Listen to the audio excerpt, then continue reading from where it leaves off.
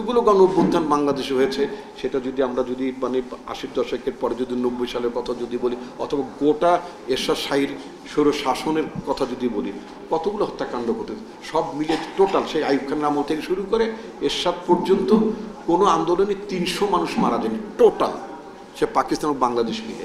আর শেখ হাসিনা একাই ৩৬ দিনে, গতকালকে পত্রিকা স্ট্যাটিস্টিক্স দেখলাম যে সাব কমিটি গভর্নমেন্ট ফর্ম করেছে, সেখানে অ্যারাউন্ড ১৫০০ ১৪০০ কত এরকম প্রায় ১৫০০ মতো, হ্যাঁ ১৪২৩ রাইট।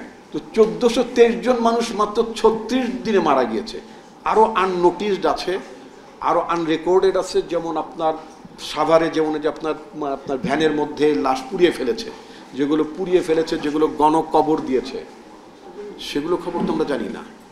আপনার অনেক জেলাগুলো থেকে একেবারেই যারা মানে ঢাকায় কাজ করতে আসেন, সেটা গার্মেন্টস বলি অথবা দিনমজুরের কাজ যারা করতে আসেন, তারা তাদের অনেকের ছেলেরা বা তাদের অনেকের স্বামী, অনেকের ভাই তাদের বাড়িতে মানে ফিরে যাননি, তারা ফিরে যাননি।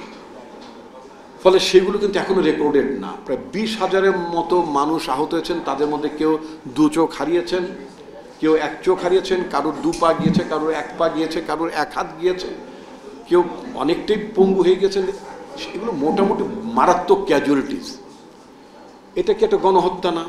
এটা কি মানবতার বিরুদ্ধে অপরাধ না? এর চেয়ে বড় মানবতা বিরোধী অপরাধ কি হতে পারে? বাকি যদি তার ১৫ বছরের শাসন দেখি, গুমের ঘটনাগুলো যদি দেখি, আয়না ঘরে নির্যাতনের কথাগুলো যদি দেখি, ইলিয়াস আলীর কথা প্রফেসর হাসানুজ্জামান চৌধুরী সাহেব বলেছেন আমার কর্মী ছিল, এরকম অসংখ্য মানুষ।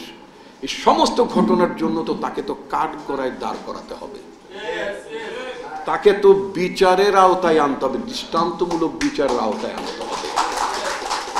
প্রফেসর হাসানুজ্জামান চৌধুরীর সাথে ভেরি মাচ আমি একমত। সেটা হচ্ছে যে পৃথিবীতে ফ্যাসিস্ট পলিটিক্যাল পার্টিজ, অনেকগুলো উদাহরণ তিনি টেনেছেন, আমি দ্বিরুক্তি করতে চাই না, আলোচনা করেছেন।